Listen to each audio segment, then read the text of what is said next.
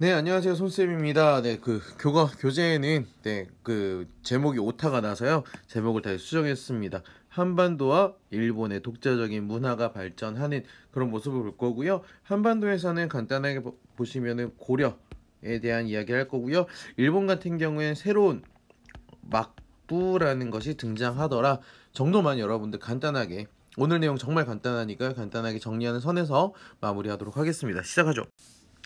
네, 고려입니다. 이 시기에 고려이기 때문에 간단하게 보자면 누가 건국했죠? 바로 왕건이 건국을 했습니다. 그러면서 후백제, 후고구려로 나누어져 있던 후삼국을 통일을 하고요. 민족을 융합시키고 북진 정책하는 등의 노력을 했습니다.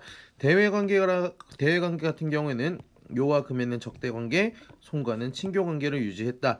그리고 지배층이 변천이 되는데 문벌 귀족이 등장을 하죠. 그래서 우리 여러분들 쌤이 지금 한국사도 가르치고 있다 보니까 한국사 얘기하면 뭐 이자겸의 난, 묘청의 서경천도 운동 같은 것들이 있었고, 무신정변 일어났다가 몽골이 들어오고, 그리고 고문세족 신진사대부로 이어지는 지배층의 변천을 가지고 온다. 문화 같은 경우에 상감청자, 그리고 금속활자,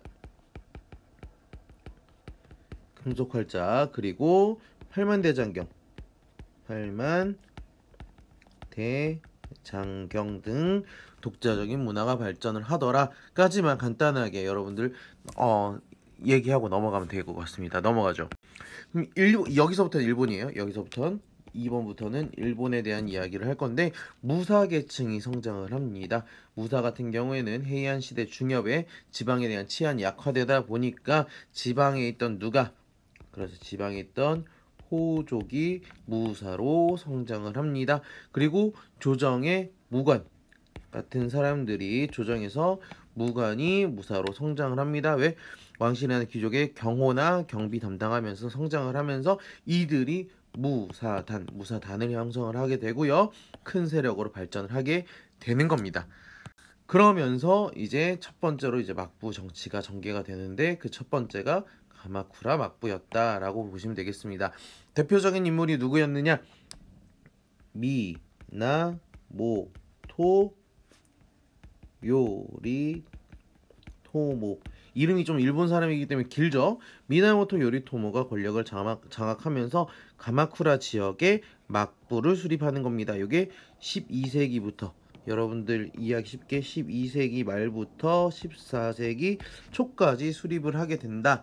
우리나라로 치면 고려이고요. 그 다음에 뭐 중국으로 치면 원나라 때 원나라 초기에 만들어졌다. 원나라 조금 전이긴 하지만, 그러면서 이들이 사회를 형성하는 게 기본적인 이제 막부의 모습이 요겁니다.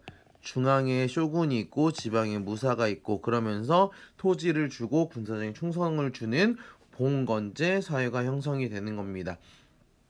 토지 지배권 보장해주고요. 지방의 치안유지, 자원관리 역할을 지방에 있는 무사들한테 맡기게 되고요. 그러면서 자연스럽게 권력이 집중되는 누구한테? 쇼군이라는 대장군의 미안합니다. 다시 할게요. 쇼군이 아니죠. 쇼군이 아니고요. 쇼군이 아니고, 네, 쇼군이 아닙니다. 누가 권위가 약해야 되죠? 그렇죠. 기존에 있던 천황이 권위가 약화된다는 점. 천황의 권위가 약화되고, 그리고 누구를 중점으로 하는? 쇼군을 정점으로 하는 막부가 정치적 실권을 행사합니다. 요게 모토가 돼서 지금 현재 일본도 의원 내각제 정부를 하고 있죠. 천황은 있으면서 의회가 정치를 담당하는 모습을 보인다. 이해하시면 되겠습니다. 넘어가죠.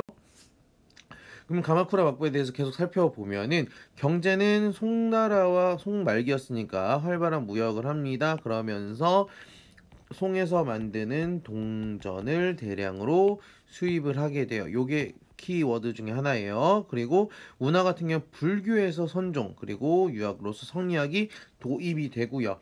그리고 농업도 이모작이 보급이 되고, 상공업도 중공업과 상업이 발달하면서 전기의 시장이 열리게 된다. 이 화폐 경제로 인해서 이렇게 이해하시면 될 것 같습니다. 그리고 송이 멸망하고 나서 원이 등장을 하는데, 원이 침략을 합니다. 몇 번? 2번 옵니다. 그때 그래서 요거와 관련된 키워드로 그냥 참고로 얘기해 주자면, 그래서 원이 언제 왔느냐? 쿠빌라이 칸 때 왔습니다. 쿠빌라이 칸 때 두 차례 원정을 오게 되고, 그러면서 고려에 뭘 만드느냐? 정, 동, 행, 성이라는 관청을 만들기도 하면서 아예 일본을 대대적으로 공격하겠다라는 의지를 보입니다. 하지만 두 차례 태풍 때문에 모두 실패하게 되고요. 태풍으로 인해서 실패하게 되니까 우리 신이 우리나라를 지켜주는구나 하는 신국 사상이 전파되고, 이게 나중에 제1, 2차 세계대전 할 때 카미카제 같은 것들이 등장한다라고 보시면 되겠고, 전쟁을 합니다. 근데 일본은 자기네들끼리 전쟁할 때는 가져가고 오고 가는 게 있는데, 밖에서 전쟁이 오다 보니까 지킬 것만 있지 가져갈 게 없는 거죠. 보상을 지급받지 못합니다. 그러다 보니까 무사가 경제적 궁핍해지고, 당연히 그걸 정점에 있던 막부는 쇠퇴하게 되고요. 재정이 궁핍해지고 통제력이 약화됩니다. 그러면서 14세기 초에 누가 14세기 초에 아시카가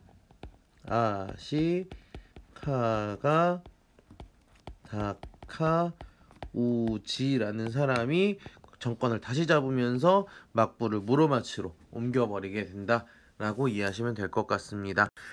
네, 한 장 요약을 하자면 우리나라는 그때 고려가 있었고, 그 다음에 일본 같은 경우에는 가마쿠라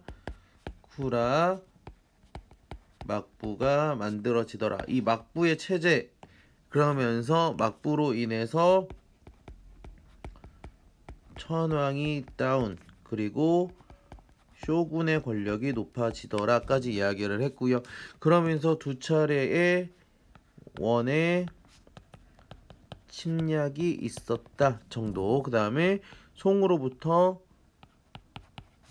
동전을 많이 수입을 하더라 정도 정리하시면 될 것 같습니다. 원의 침략으로 인해서 뭐 카미카제 같은 거 얘기했었죠.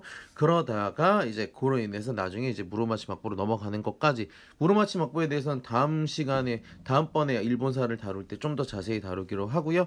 오늘은 가마쿠라 막부가 이렇게 있었다 정도만 여러분들이 이해하시면 될 것 같습니다. 네, 중간에 오타도 있곤 했는데 여러분들 잘 들으시면 정리해 주시길 바라겠습니다. 고생 많으셨습니다.